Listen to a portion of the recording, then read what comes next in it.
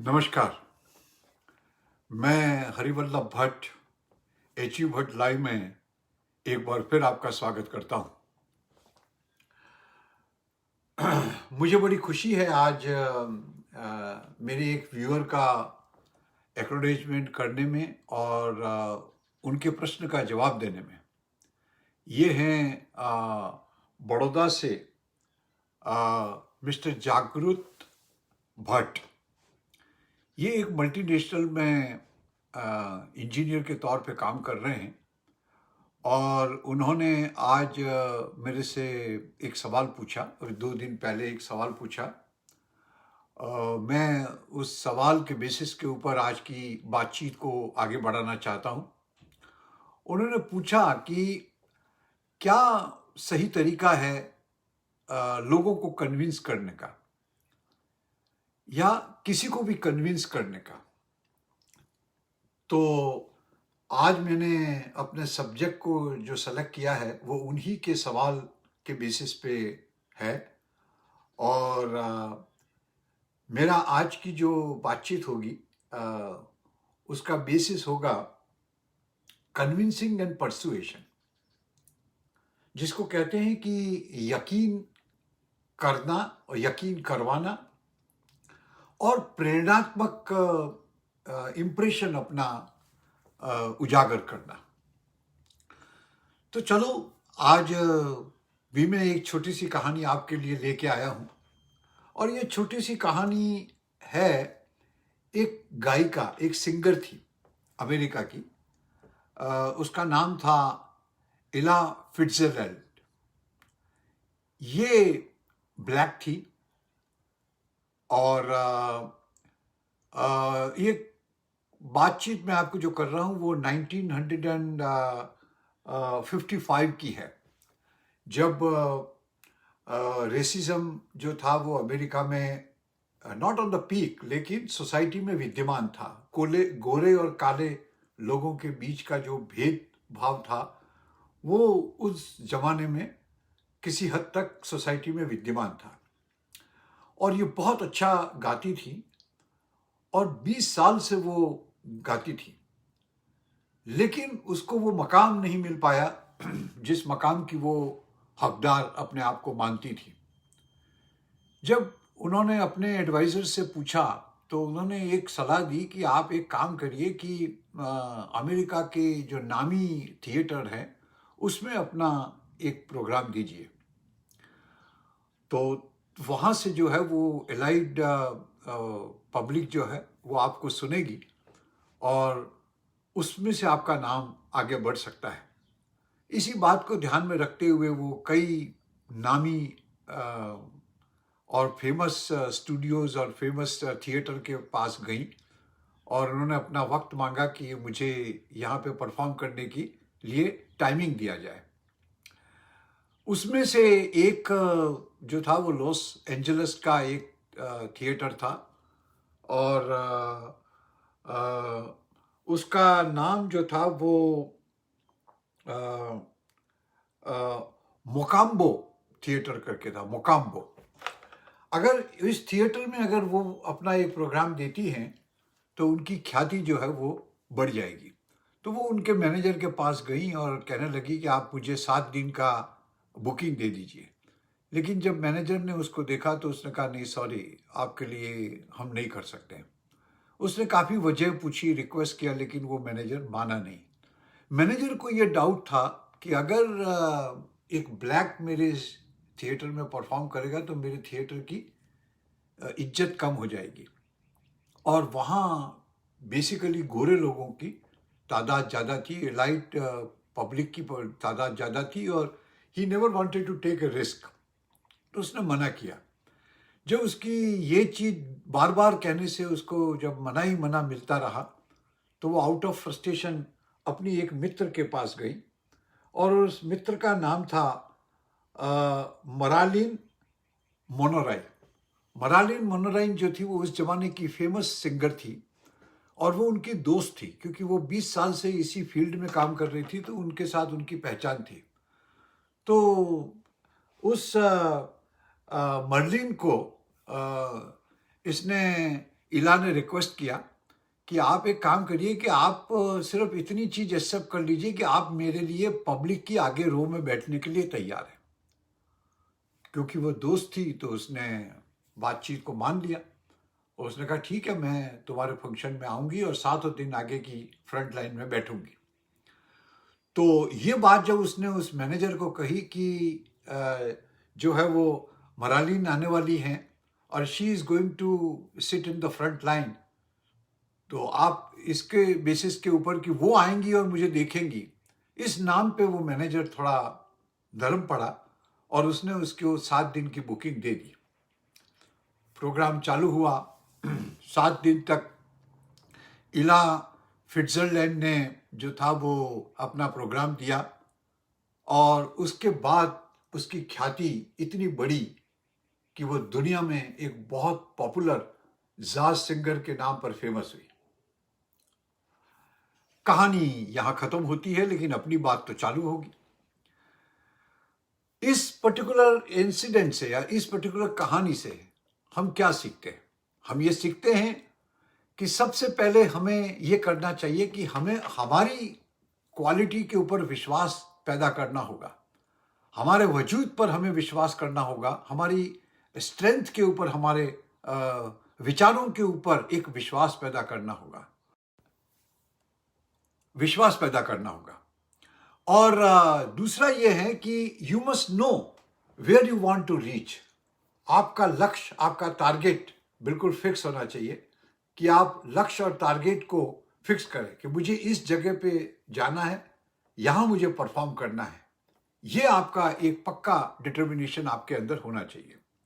तीसरी बात यह है कि you must know the art of knowing people's requirement. आप जिनसे बात कर रहे हैं उनकी रिक्वायरमेंट क्या है, वो क्या चाहते हैं।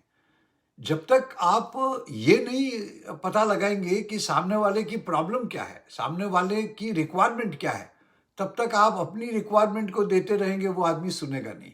हर आदमी सुनने वाला, बिजनेस हो या प्रोफेशन हो, आदमी सामने सुनने वाला ये देखता है कि उसमें मेरा फायदा क्या है, मुझे क्या एडवांटेज मिलने वाली है। और जब तक आपके अंदर वो कंट्रोल नहीं है, तब तक आपकी बात सामने वाला सुनने को तैयार है। वो सुनता है लेकिन वो रजिस्टर नहीं करता है।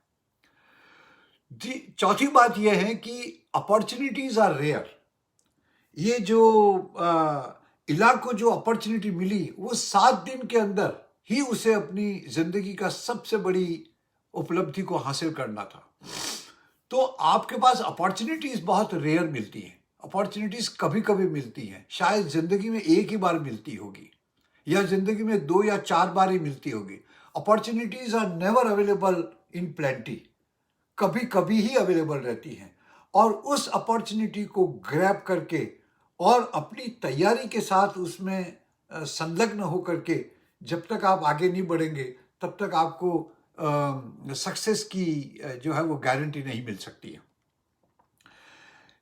और अगली बात यह है कि हमारा जो है वो पुशी नेचर होना चाहिए। हम अपने आप को पुश करें, एग्रेशन नहीं लाना है, क्रोध नहीं लाना है, फ्रस्ट्रेशन नहीं लाना है। हमें पुशिंग पर्सनालिटी को डेवलप करना है।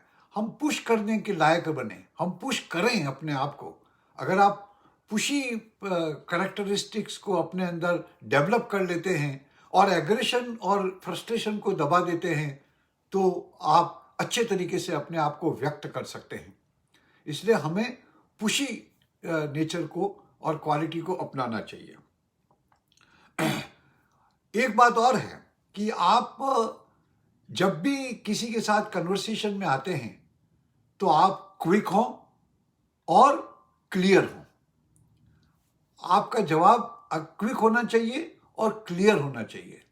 क्लियर करने के लिए सबसे पहले अपनी बातचीत के पंचेस जो हैं उनको आप पहले रजिस्टर कर दीजिए कि जो बात आप करेंगे वो आपके एक, जैसे मंत्र में बोलते हैं ना, बीज मंत्र। जैसे हम कहते हैं पूरी कथा पढ़ने के बाद कहते हैं क्लीम कृष्णाय गोविंदाय गोपीजन वल्लभाय नमः, ये बीज मंत्र है।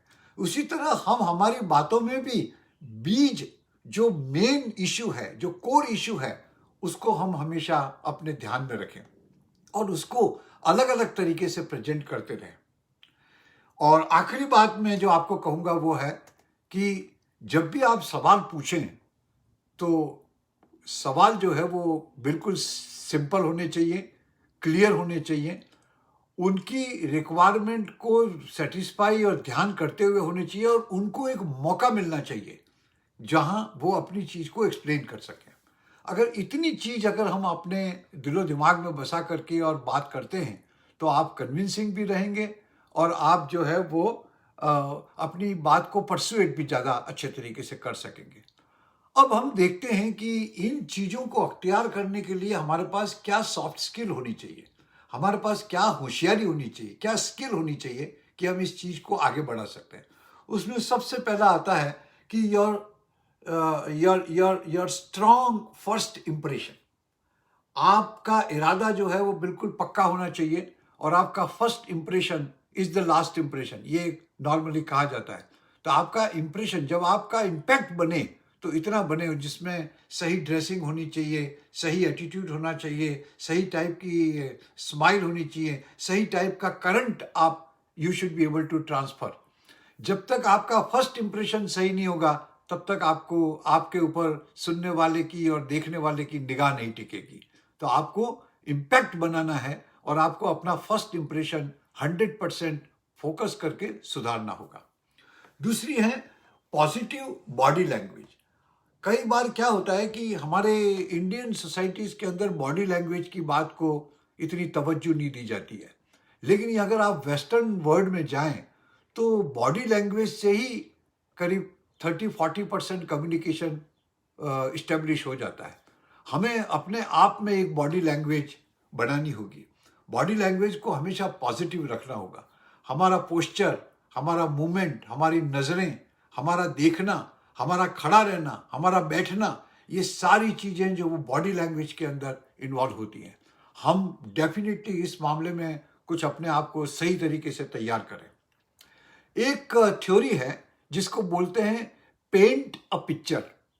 जब भी आप कहीं बात करने जाते हैं तो आपके दिमाग में पिक्चर होनी चाहिए, एक मूवी जैसा टाइप का क्लियरेंस होना चाहिए, जहां आप कैसे आप अपने आप को प्रेजेंट कर रहे हैं। आपको एक पोर्ट्रेट बना करके और उस पूरे प्रोजेक्ट का एक पिक्चर बना करके, जिसको हम इंजीनियरिंग लैंग्वेज में ब्लूप्रिंट भी बोलते हैं। Your blueprint should be absolutely correct and accurate. ये भी एक जो है ना जिसको कहते हैं कि हम पेंट ए पिक्चर। ये एटीट्यूड के साथ अगर हम किसी से बात करना शुरू करेंगे तो हम ज़्यादा अच्छे तरीके से प्रभावी रह पाएंगे। दूसरा है एक you should have a smiling face. Laughing face नहीं, you should have a smiling face. There is a difference between laughing face and smiling face. Smiling face मतलब स्मित, आपके चेहरे से स्मित टपकना चाहिए। एक आदमी he should fall in love with your face. कैसे होता है? वो कोई खूबसूरत नहीं होता है, आपके करंट से होता है। आप किस तरह अपने चेहरे के ऊपर एक छोटी सी हल्की सी मुस्कुराहट और रिलैक्सेशन लाते हैं, उसके बेसिस के ऊपर सामने वाला कंफर्टेबल जोन पे चला जाता है। दूसरी बात यह है कि when to stop and when to speak. ये भी एक बहुत, कई बार हम सही सवाल गलत जगह पे पूछ लेते हैं और गलत टाइमिंग पे पूछ लेते हैं। तो हमें सही टाइमिंग होनी चाहिए कि कहाँ हमें हमारी बात बंद करनी है, कहाँ हमें हमारी बात को शुरू करना है। कई बार ऐसा होता है कि जब मीटिंग में हम जाते हैं तो 2-3 लोग एक साथ बोल रहे होते हैं। आपने इवन टीवी डिबेट के ऊपर भी सुना होगा कि 2-4 स्पीकर को ले आते हैं और 3 आदमी एक साथ बोलना शुरू कर सकते हैं। एक टाइम में एक ही आदमी की बात एक आदमी सुन सकता है। अगर आप मिक्सिंग करेंगे तो मैसेज विल बी डिस्टॉर्टेड और वो कम्युनिकेशन खत्म हो जाएगा। तो आपके पास ये आर्ट होनी चाहिए, ये कला होनी चाहिए कि मैं कब बोलूं और कब रुकूं। बोलना और रुकना ये भी एक सॉफ्ट स्किल है जिसे आपको अपने आप में डेवलप करना होगा। और आखिरी बात यह है कि आप जो है वो आदमियों को या जिन किसी से बात कर रहे हैं उनके नाम से आप बात करें। जब आप नाम से बात करते हैं तो एक लिंक इस्टेब्लिश होती है, एक दोनों के बीच में कनेक्टिविटी इस्टेब्लिश होती है और एक खुशी का माहौल पैदा होता है। Oh gentleman, oh yes young man, look like this type of words are vague word, और उसमें कम्युनिकेशन की जगह पे मिसकम्युनिकेशन ज़्यादा हो जाता है। तो हम जिस किसी से बात कर रहे हैं उसका नाम लेकर के अगर हम बात करें तो वो ज़्यादा प्रभावी तरीके से आप कम्युनिकेट कर पाएंगे। तो इस बातचीत को मैं यहीं समाप्त करता हूँ और मैं आशा करता हूँ कि आप लोगों को इस छोटी छोटी टिप्स से कुछ फ़ायदा होगा और फ़ायदा लीजिए। और मैं आपसे डेफिनेटली ये रिक्वेस्ट करूँगा कि अगर कोई मुद्दा, कोई विषय, कोई सब्जेक्ट, कोई एटीट्यूड या कोई भी चीज़ अगर आपको परेशान कर रही है तो आप मेरे को या तो पर्सनल मैसेज दे सकते हैं या मेरे जो ये वीडियोज़ हैं उसमें आप लिख भी सकते हैं। अगर आप लिखेंगे, आप रिव्यू के अंदर लिखेंगे या अगर आप चाहें तो मुझे अलग से पर्सनली मैसेज भी दे देंगे, तो मैं कोशिश करूँगा कि मैं उस चीज़ को अपनी बातचीत में शामिल करूँ और आपके जितने भी डाउट्स हैं उन डाउट्स को मैं क्लियर करूँ। Thank you very much. God bless you. Take care. धन्यवाद।